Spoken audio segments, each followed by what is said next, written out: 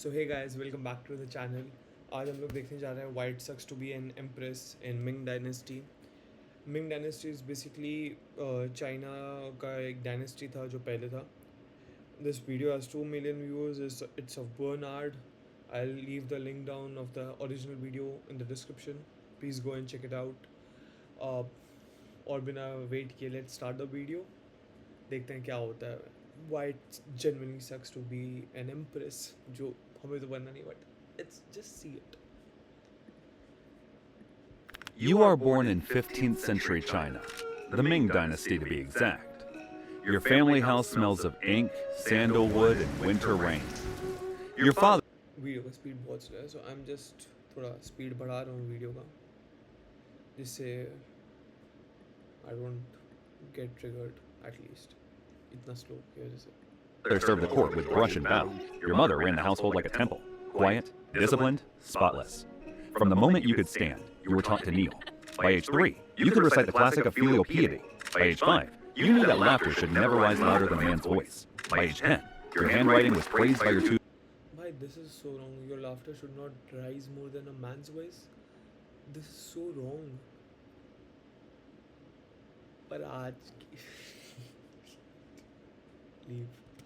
Your posture by your grandmother. You learned to move like silk, to float, never step. You learned that beauty was not for joy, but for duty. The seasons turned quietly inside your family's walled garden. Plum blossoms in spring, lotus in summer, chrysanthemums in autumn, and frost in winter. This doesn't look bad till now. Why it sucks? I don't know. You grew among them, delicate but disciplined, taught that beauty means endurance. When your brothers chase each other through the courtyard, you sit still and embroider, red thread, steady hands, watching freedom pass like wind through bamboo. But just when you turn 15, the world shifts. An imperial decree arrives, sealed in yellow silk. The Xuanxiu, the imperial selection of maidens, has begun. Across the empire, noble and official families gather their daughters, brush their hair, powder their faces, and pray to their ancestors. You are presented in a line of hundreds, every girl between 13 and 16, dressed in pale gauze, her name stitched to her sleeve. Officials inspect faces and This is so wrong. bodies as if choosing jade for their emperor's crown. Too tall, dismissed. Too short, dismissed. Too thin, dismissed. Too plain, dismissed. When your turn comes, you bow until your forehead reaches the marble. You do not tremble. You are measured, examined, tested. Your hands are soft, your voice. Is this a test for becoming an army person or a soldier? Itta too thin, too tall, too short. Why this is such a bullshit thing? I, I don't know why like the past used to treat women like slaves. Is this how like the things build up? चीज़ें ऐसे भाई, why do they treat women so bad in the past? Like wherever you see, haven't seen much places where they have treated women as equal to men, or still somewhere respectfully. The past was cruel for women's. It Even, was. your eyes lowered at the perfect angle. Weeks pass, and more girls are sent home. Those who remain, the chosen few, are taken to the capital for further scrutiny. You are tested again.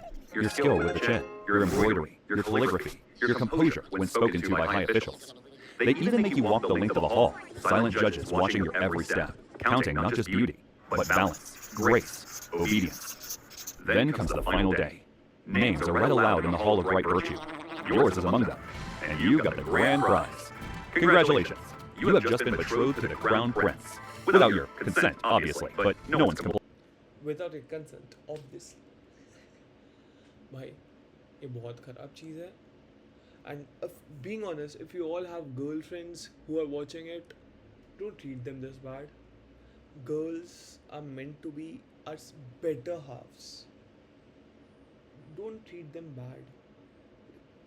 Keep them with love and care. And obviously, never forget about consent.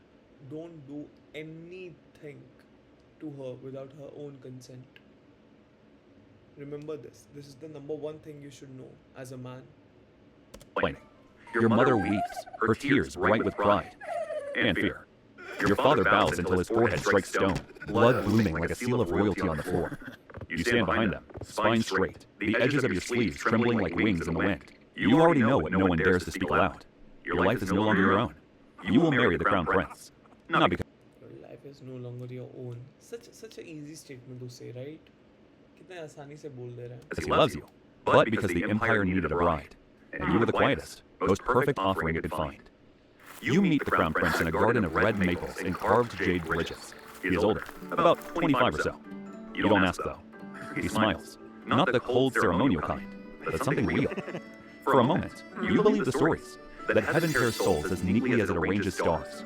He speaks gently, asks if you like poetry, and you think, perhaps this won't be so terrible. You return home with your pulse trembling like silk in the wind. The wedding comes months later, a storm of gold and incense. The forbidden city swallows you whole, its corridors too vast, its silences too sharp. Your new robes weigh as much as armor. Every bow, every glance must be perfect.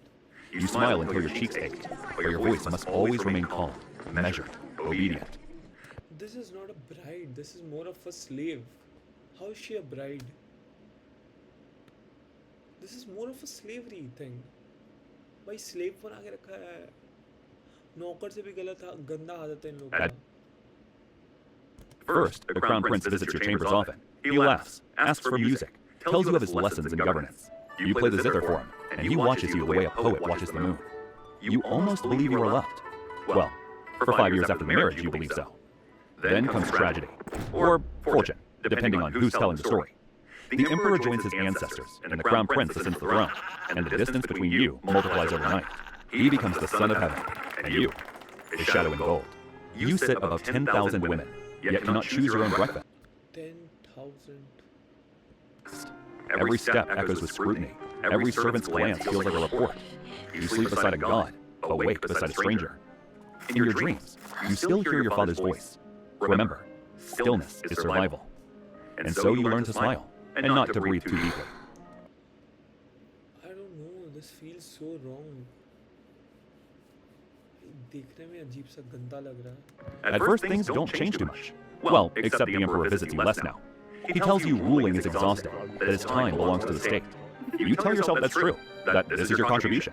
So you accept and take on your role as Empress proper. You learn the rhythm of palace life. Endless petitions from attendants, reports from eunuchs, scrolls upon scrolls of household ledgers. You oversee the food stores, the linen accounts, the stipends of hundreds of palace women. You command entire regiments of eunuchs and handmaidens with a nod, a look, a flick of your sleeve. Your word decides what is served at the emperor's table, and whether a servant's mistake ends in dismissal or in blood. But soon, the cracks appear. You hear whispers that he is taking a concubine, then another. You tell yourself it is Concubines. Fair. Great, Ming Dynasty. duty, not desire, that the empire needs heirs, not fidelity. You even help select the gifts, smile through the introductions, nod at the rituals. Then he takes more, one by one, their laughter spilling into corridors that were once yours. When a new concubine is chosen, it is you who ensures her entry follows proper order. Only you enter the forbidden city through the main gate. The rest come through the side, bowing as they pass your threshold. You receive them formally, smile as they kneel, and gift them silk, hairpins, and words of welcome. To the court, it is virtue. To you, it is surrender. One woman after another, folded into the same gilded cage. Still, you endure. It's not. ये सब चीज़ ना सिर्फ is not bad for the Empress. Each and every girl over there. Like, can you imagine their lives? They're just not slaves. They're more often sex slaves. लड़की क्या है? According to Ming Dynasty, लड़की सिर्फ एक बच्चा पैदा करने की मशीन है बहनचोद. The fuck is going on?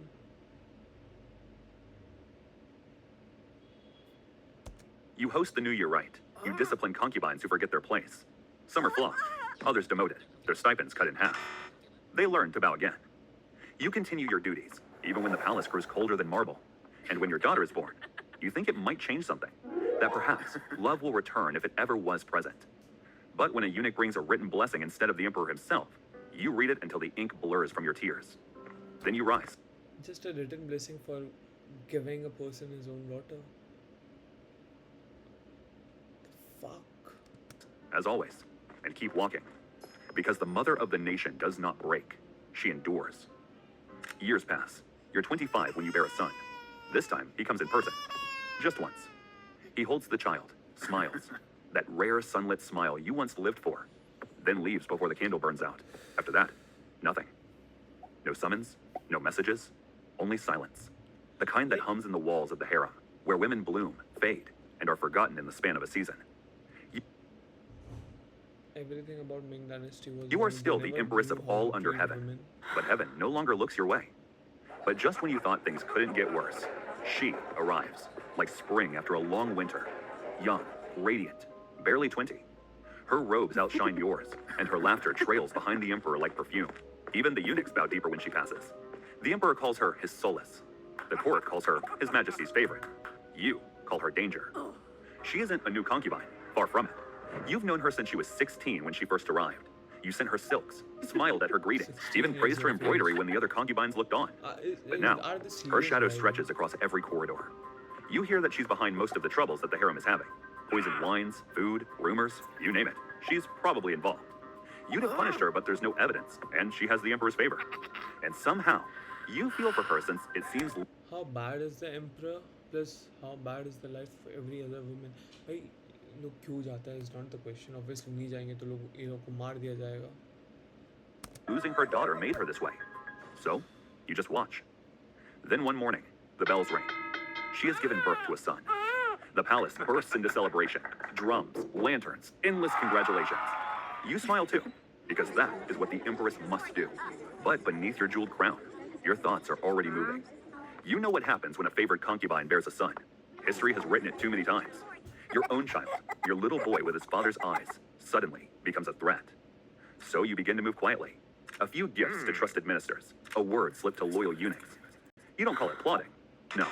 Plotting is what they'll accuse you of later. You call it protecting your son. And when you kneel at the ancestral altar that Obviously she will. कौन अपना बच्चा को protect नहीं करना चाहता, to be honest. night, the incense smoke stings your eyes. Not from grief, but from fear. I'm feeling very You've sad just for turned her. 32, when your biggest fear happens. It happens on a night meant for celebration. Lanterns glow like captured moons. Musicians play soft enough to make envy sound sweet. Then, your son collapses. A rice cake slips from his hand. The physicians rush in. They say it's spoiled food, maybe bad luck. You nod. You've learned to nod. But inside, They something cold poisoned the settles in your kid's stomach. food. Spoiled food doesn't leave a boy gasping for air. Spoiled food doesn't send his lips blue. The palace whispers of ghosts, hungry spirits haunting the banquet hall. But you know better. It isn't ghosts. It's her. Your rival with the soft voice and a sharper This hunger. motherfucker The kind that should cuts die. through This silk is- and lineage alike. This is not. You think of striking this back, woman. of calling in debts, of She reminding should everyone who fucking you die, man. are. But then you remember, when an empress fights a favorite, the favorite wins. Every single time. So you stay quiet. You pray louder. You smile Obviously, wider. anyone will think You that. double your offerings at the temple. You light more incense, not for mercy, but for patience. Your son recovers, but slower than the rumors. The emperor never asks what happened. That's when you learn the cruelest rule of the palace. It's not the poison that How the fuck that emperor does not care about his own child? कि भाई मेरा बच्चा हो तो बहन जो मैं जान दे दूँ कोई उसको ऐसे किया तो उसको फर्क भी नहीं पड़ रहा है कि मेरे बच्चे को कौन क्या कर दिया. Mother kills you. chode. It's the silence that follows. So you stay quiet while your prayers grow longer. Your heart grows smaller. Year I'm sorry for the bad language. It's like I'm genuinely getting angry ये सब बकचोदी देख के. Like this is pure bullshit. What used to happen, and this is making me angry. So I'm really sorry for the bad language. I'm genuinely sorry. years pass like shadows sliding over marble. Your son becomes a man. You aren't close to him as you were to your father. You oversaw his education. You even oversaw every prince's education. But you weren't involved in the details. Those were left to the wet nurses, palace maids, eunuchs, and tutors. He's learned that in this palace, smiles can kill faster than swords. So now, he's careful with his words and cautious with his loyalties. His elder sister has been married off to the Kong family, descendants of Confucius.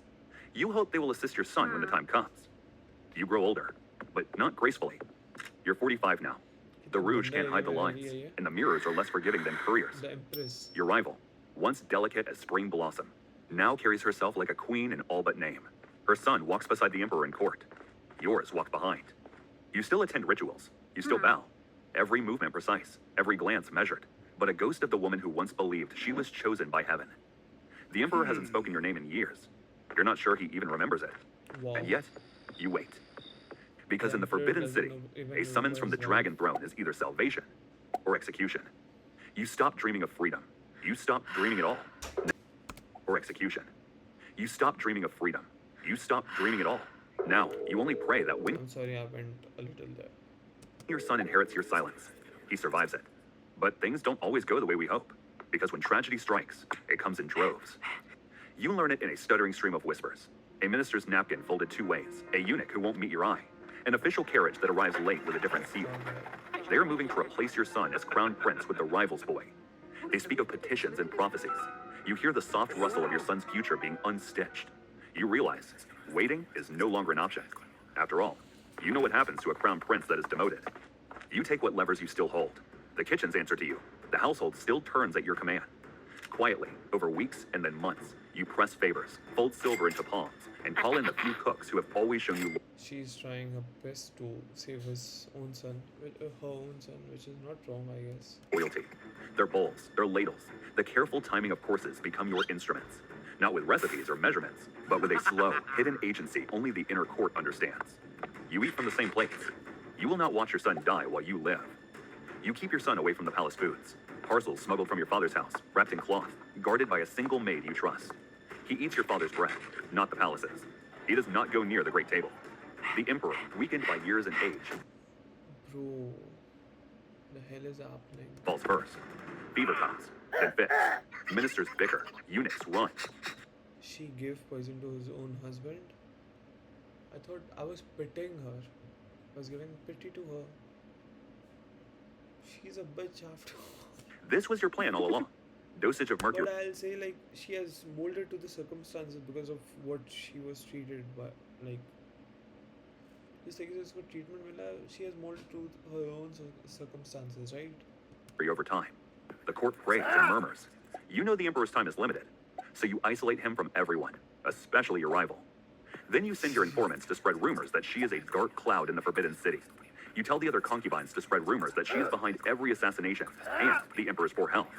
They are happy to I oblige, was saying that concubine girl was bad, but she's since they also mega hate her. bad. Before long, the emperor becomes paranoid and banishes her to a secluded quarters. He hopes this will cure him. You know it won't. And just like clockwork, he dies weeks later. You think it's over, that you've won. Then a sealed edict arrives, lacquered bright as a wound. You're told it's the emperor's dying order. It says, "Let my empress and woman accompany me in death." The ministers call it honor. The palace rehearses the rites. You hold the paper and know the truth. He knew it was you. He even ordered that you specifically should be buried together with him. You bought a future for your son at a price that will never be forgiven. You have traded your life for his safety. The king was too clever, but at least she got her son to become And the next ledger has king. been closed with blood and silence. Palace attendants come the next day at dawn, soft-footed and expressionless. You spoke to your son the night before. You tell him everything. Tell him that you're only paying for your sins against the heaven. You assure him that his position is all but guaranteed, but to still be ruthless to his rivals. Your attendants do not meet your eyes when they lift the robes. Red silk, gold-threaded phoenixes, the same patterns you wore on your wedding day. They tell you the concubines have been hanged. You nod. You realize Neither of them is you don't good. feel any different with the news. You think of your slain rival. Would she have also faced the same fate without you? It is at that moment you realize that it didn't matter what you both did. Your fates were sealed from the first day you all entered the Forbidden City. Fair enough. So you let them dress you, layer by layer, until the weight feels almost comforting. The crown presses against your skull. The pins bite into your scalp. You do not flinch. They tell you the carriage is ready. You nod again. You've walked this path before, for coronations, for festivals, for ceremonies where you smiled and bowed and played your part. This is just one more. sad story. The last one. The tomb is quiet, perfumed with sandalwood and the faint tang of jade. You kneel as they read the edict aloud, voice trembling in the echo. You do not hear the words anymore. You are thinking of your son, his face harder, his eyes carrying the pieces of your sacrifice. She was she a good mother? Yeah. Did she suffer a lot? She did. She did suffer a lot. But she also did many wrongs, right? Like, she committed many sins. I don't know to support her, but You also think of your brother बहुत ज़्यादा tragic life, being honest. Why it sucks to be an Ash? It genuinely chasing sucks. fireflies, your mother's hands brushing your hair, the first spring air that ever touched your face beyond palace walls. First persons are For a not moment, happy. you almost remember what freedom smelled like. Then the door slides shut. No screams, no struggle, just silence. When the histories are written, they will call you loyal, dignified, a model of virtue. But you know the truth. You were never loyal, never pure, only trapped, exquisitely, beneath layers of silk and expectation. A queen entombed in beauty, remembered for obedience, not survival. It was a good video. It boiled my blood in between because of the way they treated treated her. But गलत है सो गलत है, गलत ही तरीके से treat किया गया उसको. Still, she was a bitch as well. Okay, I like it genuinely sucks to be an empress in the Ming Dynasty. Yeah, I agree with it. I'll link the original video down in the comments. Go and check it out. Please suggest any other video that you want to see of me to react. Subscribe this channel, comment down whatever you want to, like this video, and yeah, see you in the next one. Bye bye.